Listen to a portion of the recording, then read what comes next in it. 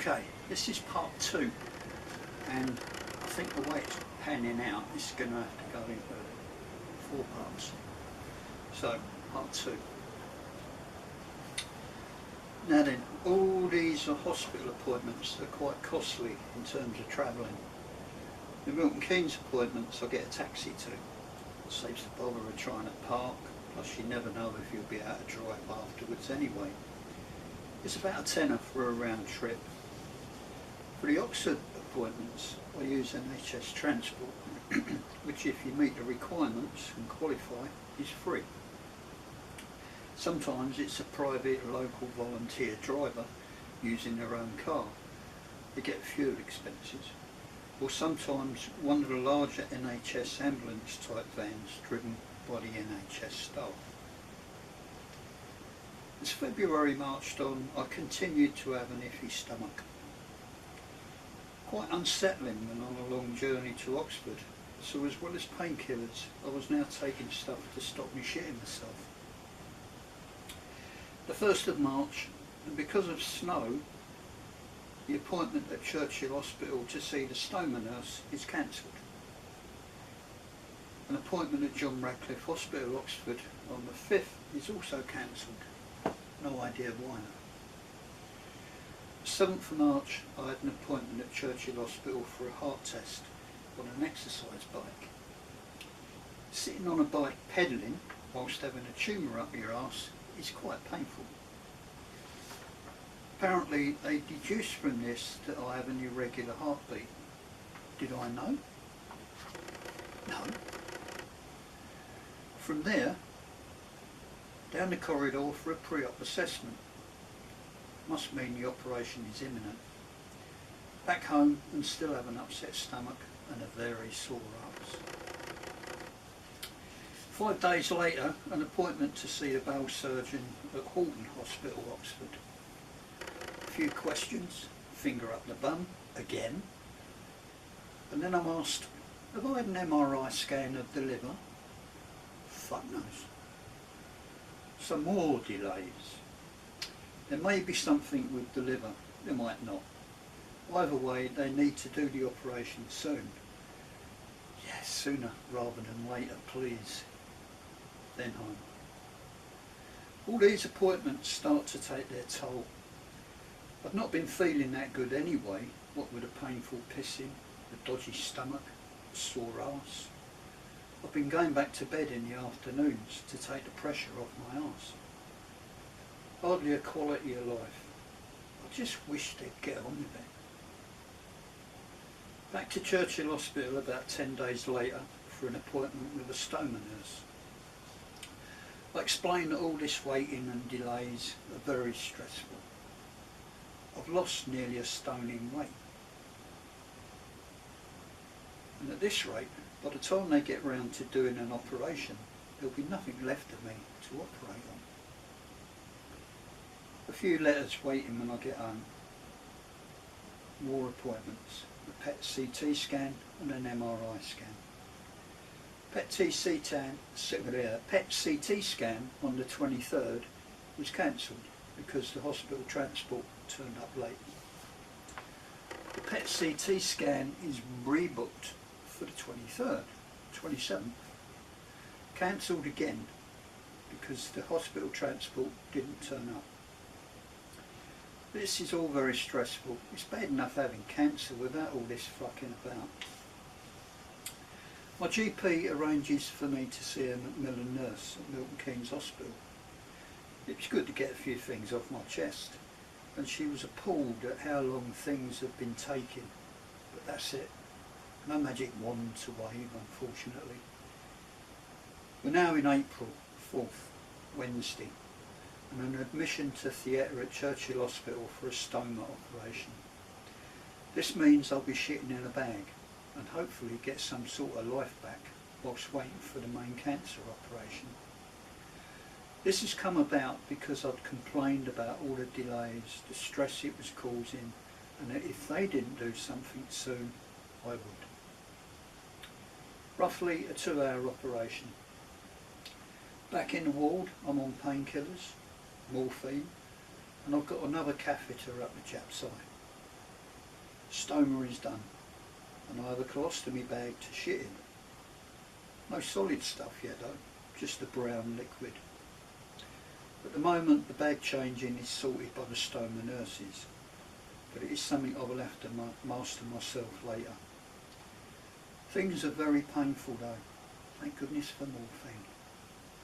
They like to get you out of bed for a little while each day and a short walk, but I'm really struggling.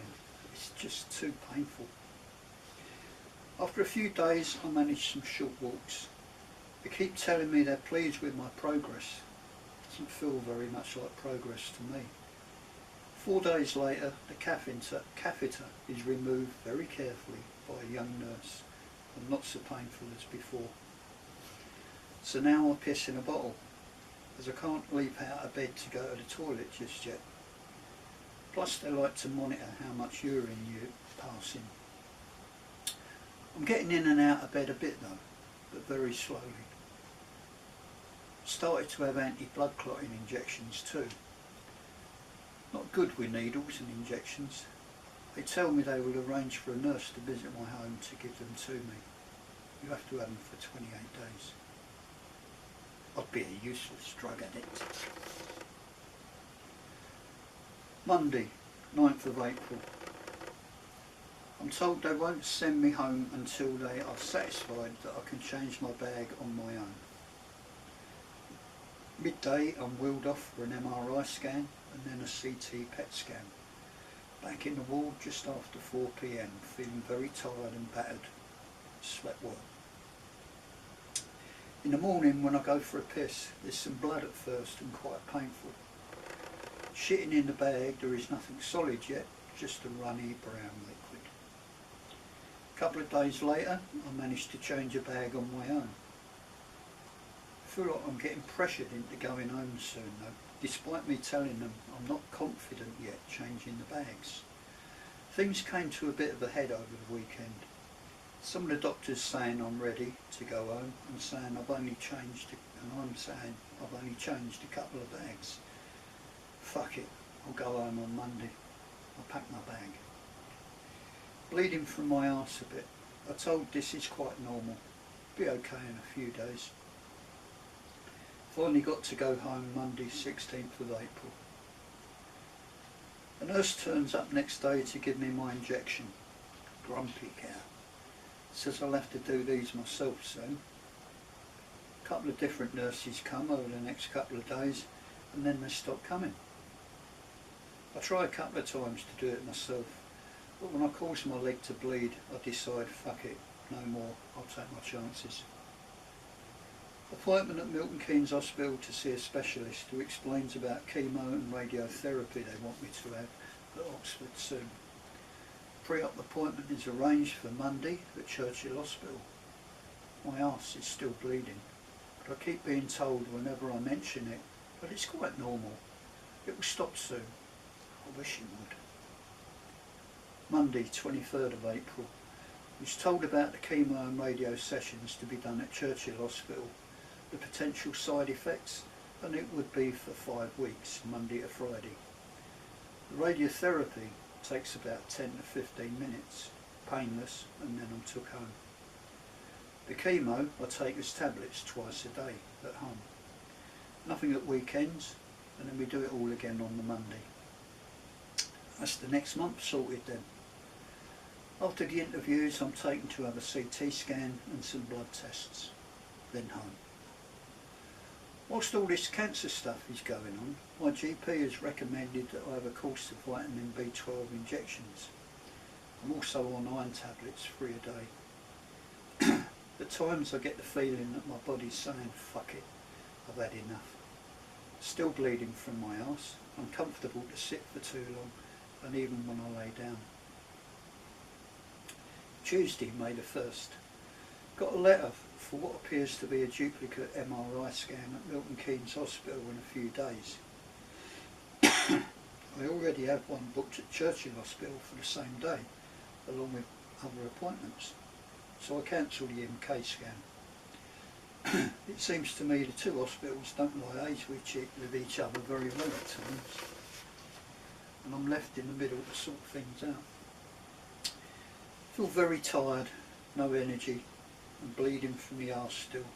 My stoma bags are getting in short supply and I seem to be having trouble getting some more. Monday 7th of May, start my 5 weeks of chemo and radiotherapy at Churchill Hospital. Up at 4:30 AM to be ready for when the lift arrives. On the road by about 7, along with 3 other people going for the same treatment. At hospital about 9 o'clock. See the nurse for a bag of medicines and then wait for my turn for radiotherapy. When we're all done, we head back home, finally in about 1 PM. Seems like a long day. Very tired. On a Wednesday of treatment, I was due to have an MRI pelvis rectum scan. Guess what? It was cancelled. During May, I'm having to change my bag up to 3 times a day, sometimes more. My stomach seems very unsettled and still bleeding from my arse. I've now got earache too. Quality of life seems non-existent. Most of the appointments are in the mornings, but the Friday ones are in the afternoons. Not good, because having to have a blood test done every Friday, which can sometimes delay things. Also, Friday afternoon traffic can be a real bastard. One Friday, didn't get home until 8:10. Hell of a long day. Into June and the last bit of chemo and radio. Weight is at 11 stone 9 pound. Still bleeding from my arse. Mentioned it to one of the doctors at Churchill Hospital whilst having the treatment, and I'm told sometimes the radiotherapy can cause it. Might get a bit worse over the next few days, but then it should settle down. I wish. Sunday 10th of June, treatment is over, so I decide to go to Wales for a while. I need a break from all of this. Still bleeding from my arse, and my stoma seems to be sticking out quite a bit. A hernia, I think. After a week I head back home to Milton Keynes. Wednesday 20th of June, an appointment with a stoma nurse at Milton Keynes Hospital. She confirms that I have a hernia, doesn't seem too concerned, and orders me a support belt to wear. A couple of days later I go back up to Wales. Arse bleeding seems to have stopped now, mainly mucus. Back home to Milton Keynes beginning of July. The support belt seems to be helping, the stoma doesn't seem to be sticking out so much, but the belt makes my